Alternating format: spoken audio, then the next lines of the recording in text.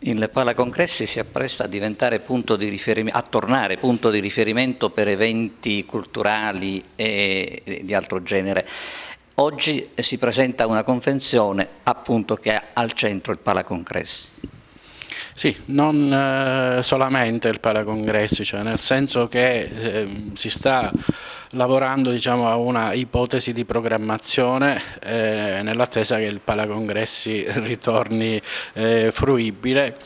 Come sapete ci sono i lavori in corso, quindi diciamo è come un anticipare delle iniziative e delle possibilità di investimento che vogliamo offrire al territorio complessivo, alla Sicilia in particolare. Quindi abbiamo accettato di buon grado di ospitare questa sottoscrizione. Abbiamo chiesto un ulteriore sforzo normativo alla Regione perché la legge al momento prevede l'utilizzo del 10% dello sbigliettamento solo per il 2016.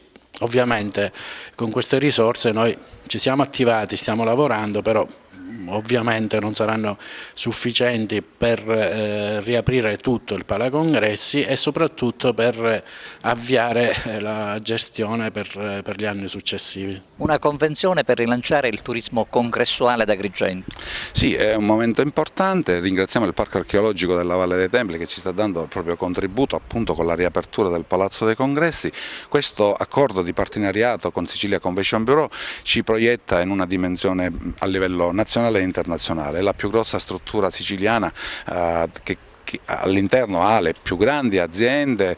L'appuntamento imminente è una battaglia che condurremo con tutta la classe politica, quindi il Consorzio si farà carico anche di questo in appoggio al Parco Archeologico della Valle dei Templi, perché purtroppo dobbiamo comunicare che la legge sul finanziamento del Palazzo dei Congressi, cioè il 10% degli incassi della Valle dei Templi, è stato fatto solo per il 2016, per cui il 2017 o gli anni a seguire non avremo finanziamenti per la gestione di questo Palazzo dei Congressi. Un valido contributo il vostro al Consorzio Valle dei Templi.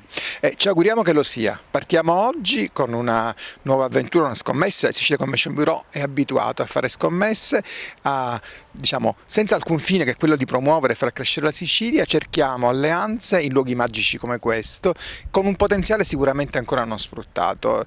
Siamo convinti che possa essere veramente l'inizio di un periodo bello e importante per noi, per Agrigento e un po' per la Sicilia. Avete discusso già di programmi? Soltanto il livello, diciamo, molto embrionale ancora, ovviamente. L'accordo è la base di tutto. Quali sono le strategie che proponete? Quello che ci proponiamo con la firma di questo accordo è appunto rilanciare la destinazione Agrigento e farlo con l'attività di promozione che siamo soliti fare.